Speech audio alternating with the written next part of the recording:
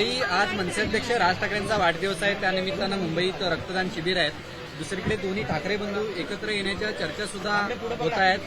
कार्यकर्त्यांचं मनोमिलन झाले, मात्र अजून दोन बंधूंकडनं कुठल्याही प्रकारे याबाबतीत भाष्य येत नाही.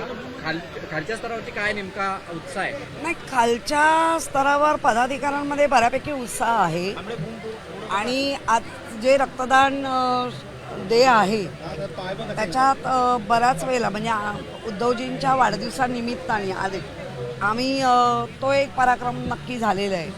आणि आत्ता ही लोक पण जो प्रयत्न करत आहेत अख्ख्या महाराष्ट्रामधला आजच्या दिवसाला, तो मला वाटतं गिनीज बुकामध्ये जाण्यासारखा मनसेचा पण एक पराक्रम त्याच्यात होईल. आता राहिला कार्यकर्त्यांमध्ये आणि पदाधिकाऱ्यांमध्ये, तर आत्ताच आपण पाहिलं की आमच्या पदाधिकाऱ्यांमध्ये कुठलाही मनभेद नाही आहे. की ठीक आहे, त्या पिरियडला तो जो राजकीय एक शब्द किंवा वाक्य किंवा विचार मांडायचे असतात, पण मनाने आम्ही 90% 95% बाजूला नाही. राजसाहेबांनी जेव्हा प्रस्ताव मांडला की यांच्या मीटिंगमध्ये, तेव्हा खऱ्या अर्थाने दोन्हीकडनं पटापट प्रतिक्रिया यायला लागल्या. उद्धवजींनी पण त्याच दिवशी असलेल्या सभेमध्ये सांगितलं की महाराष्ट्राच्या हितासाठी आणि मुंबईचं, कारण आता आपण बघतोय राजकारणाचा प्रचंड चिखल झाला आहे, म्हणजे काय निष्ठा ही काय राहिलीच नाही आहे. त्यामुळे हे तर दोन भाऊ नात्याने एक आहेत, त्याच्यामुळे ध्येय धोरणं सेम आहेत, त्यामुळे एक होणं हे आता कार्यकर्त्यांना मतदाराला पण वाटायला लागलं आहे. त्यामुळे दोन भावांनी विचार लवकर करावा की काय करायचं आहे.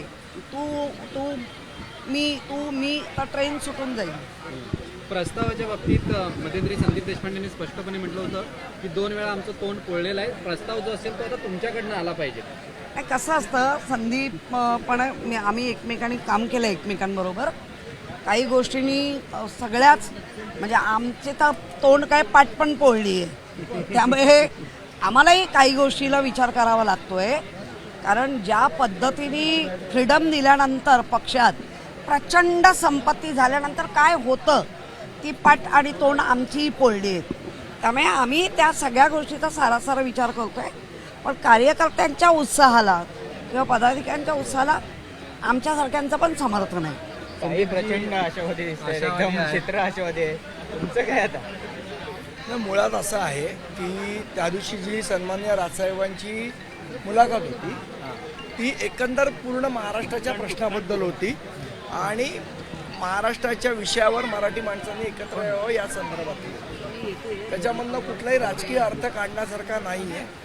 हा कोणी काय राजकीय अर्थ काढावा ज्याचा त्याचा वैयक्तिक प्रश्न आहे. आमच्याकडनं तरी तो राजकीय प्रस्ताव नव्हता साहेबांच्या मुलाखतीतला. ठीक आहे, त्याच्यानंतर मीडियाने काय म्हटलं, एक वातावरण तयार झालं.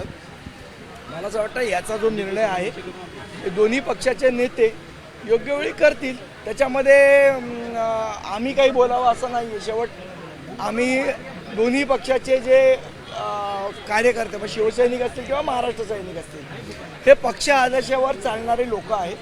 जो आमच्याकडनं राजसाहेब आदेश देतील, त्यांच्याकडनं जो उद्धवसाहेब आदेश देतील तो ते पाळतील, आमच्याकडनं आदेश आम्ही पाळू. त्यामुळे आम्ही आदेशावर चालणारे महाराष्ट्र सैनिक आहोत.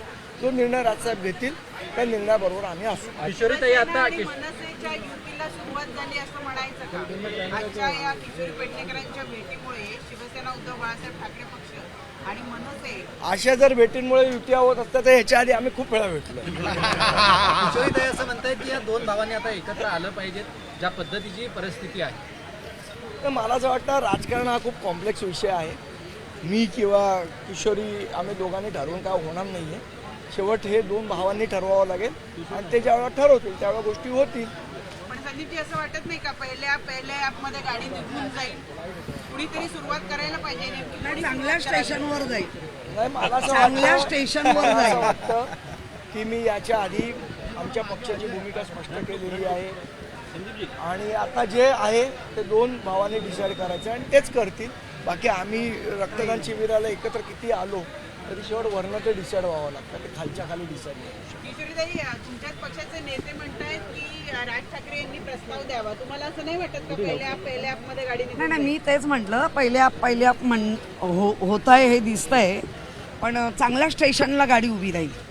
प्रचंड चांगल्या आशावादी दिसतंय. आशावादी हे चित्र येस प्रचंड आशावादी दिसतंय. असायलाच हवं. कारण ज्या पद्धतीने मी परत परत सांगेन चिखल झालाय त्या चिखलातला कमळ सगळ्यांनाच फळणारं नाहीये. परंतु ताई एकीकडे या चर्चा चालू असताना मनसेचे नेते हे शिवसेना जे शिंदेची शिवसेना आहे त्यांना पण भेटतायत, भाजप बरोबर पण भेटीगाठी होत नाही. आहेत. त्याच्यावरून तुमच्याच पक्षातले काही नेते म्हणतायत की भाजप हा वाईट पक्ष आहे आणि ते नेहमी दुधात मिठाचा कडा टाकतात. नाही, आमचेच पक्ष म्हणतात अशातला भाग नाहीये. राजसाहेबांनी पण अनेकदा त्यांचे बिन दुखता कान टोचले. आम्ही फक्त दुखून टोचलोय, ते न दुखता टोचले. ते शब्दाचा मारा म्हणतात ना, टिंब टिंब ते शाणे. त्यामुळे राजसाहेबांनी पण काही गोष्टी मांडले महाराष्ट्राच्या हिताच्या, मुंबईच्या मराठी हिताच्या. त्यामुळे आम्ही आशादायी आहोत. जसं संदीपने सांगितलं की आम्ही जरी प्रवक्ते नेते असलो तरी अंतिम निर्णय दोन्ही भाऊ आणि दोन्ही पक्ष प्रमुख घेतील. भास्कर जाधव असं म्हणतात की मनसेकडनं पहिला प्रस्ताव आला पाहिजे. नाही, मुळात मी सांगितलं तसं 2014ला आम्ही प्रस्ताव दिला होता, 2017ला आम्ही प्रस्ताव दिलेला.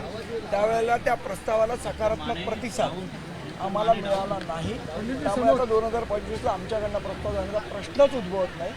त्यांनी प्रस्ताव द्यावा, त्याच्यावर योग्य तो निर्णय राजसाहेब घेतील. एबीपी माझा, उघडा डोळे बघा नीट.